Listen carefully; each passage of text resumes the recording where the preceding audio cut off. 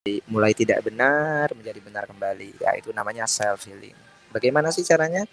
Ada beberapa hal teman-teman semuanya. Mohon disimak. Di Subban itu ada lirik yang namanya penyakit hati. Penyakit hati menjadi duri. Jadi kalau orang udah kena penyakit hati nih, jadi penyakit dalam hatinya, apapun itu, iri, benci, dengki, sombong, males, dan juga tidak semangat hidup, itu adalah penyakit hati, teman. Suka iri sama orang, suka dengki sama orang, itu adalah penyakit hati.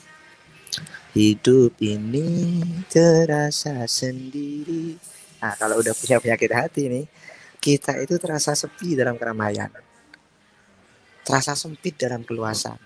Kalau orang sudah kena penyakit hati. Bertingkah laku sombong, egonya naik. Karena sudah tidak ada keimanan, ketenangan dalam hati dan pikiran, akhirnya yang naik hanya ego gitu loh. Iman semakin kosong, gak ada sudah iman sama Allah, kosong imannya. Nah, itu perlu self healing. Berbicara selalu berbohong. Seperti apa contohnya? Kamu kenapa sih? Kok kayaknya mukanya sedih? Enggak, aku enggak apa-apa. Aku baik-baik aja kok. Enggak, kayaknya kamu enggak. Ayo jalan-jalan. Enggak, aku enggak butuh. Egonya sudah di depan. Akhirnya ada teman atau sahabat yang membantu, dia hiraukan. Ya, dia tidak menghiraukannya. Dia mengabaikannya. Itu kalau orang sudah kena penyakit hati, teman-teman. Simpelnya sih gitu. Cuma sekarang kan bahasanya gaul gitu kan. Bahasa gaul itu maksudnya self healing lah gitu. Kalau bahasa kunonya tombo ati. Tombo ati. Apa itu tombo ati? Obatnya hati. Karena sekarang sudah zaman mulai berkembang, akhirnya muncullah bahasa yang lain yang bernama self healing gitu, teman-teman. Oke, bagaimana cara menyembuhkan hati atau mengembalikan mental hati kita, mental jiwa kita, dan juga psikis kita gitu. Bagaimana sih caranya? Ada 5 perkara. Dan mungkin teman-teman sudah banyak mengenal ini. Yang mana kata-kata ini sudah tidak asing lagi. Keterangan ini sudah tidak asing lagi bagi kita. Obat hati itu 5 perkaranya. Lanjutin, Mas. Yang pertama, baca Quran dan maknanya. Terus yang kedua, salat malam dirikanlah. Yang ketiga, berkumpullah dengan orang soleh. Yang keempat, apa yang keempat?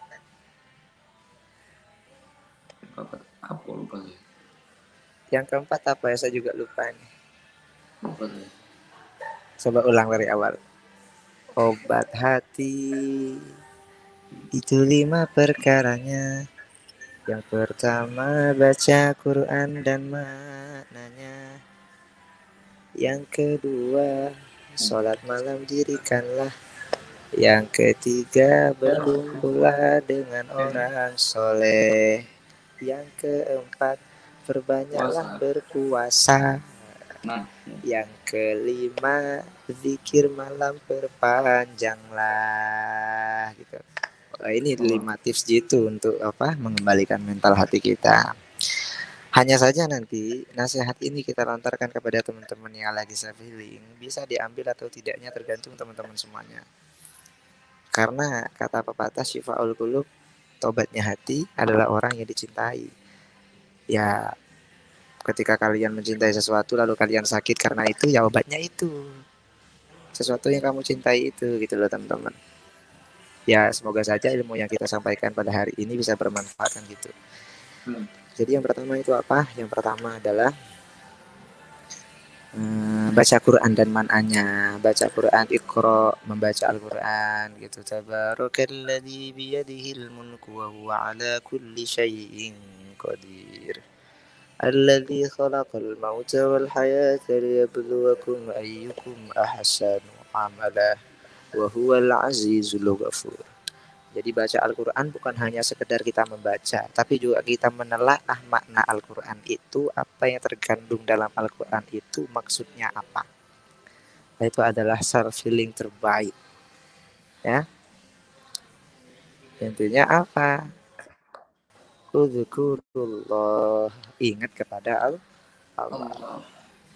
Jadi yang pertama baca Quran dan maknanya. Yang kedua sholat malam dirikanlah. Sholat malam ini teman-teman manfaatnya banyak. Salah satu manfaatnya ialah melembutkan hati yang keras.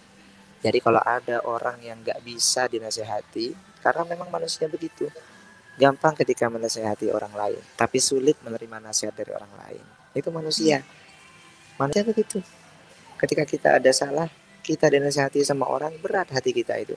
Tapi ketika kita orang ada salah, kita menasehatinya gampang. Itulah, itu manusia. Naudzubillah.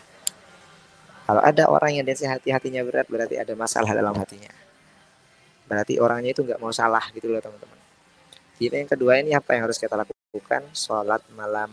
Allah Subhanahu wa taala berfirman di dalam Al-Qur'an, "Wa minal laili fatahajjad bihi nafilatan lak asa ay yab'atsaka rabbuka maqaman mahmuda." Yang lagi terpuruk, hambaku yang lagi down, hambaku yang lagi sakit hati, hambaku yang psikisnya kena, hambaku yang lagi patah hati, mentalnya kena mental ya kalau bahasa zaman sekarang. Sholat malam. Fatahajjat bihi nafilatan lak. Sholat malam. Asa iya ba'atsaka rabbuka maqaman mahmuda.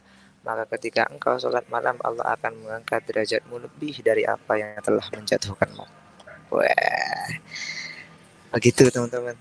Itu dalam Al-Quran, bukan kata saya. Kata siapa? Allah Subhanahu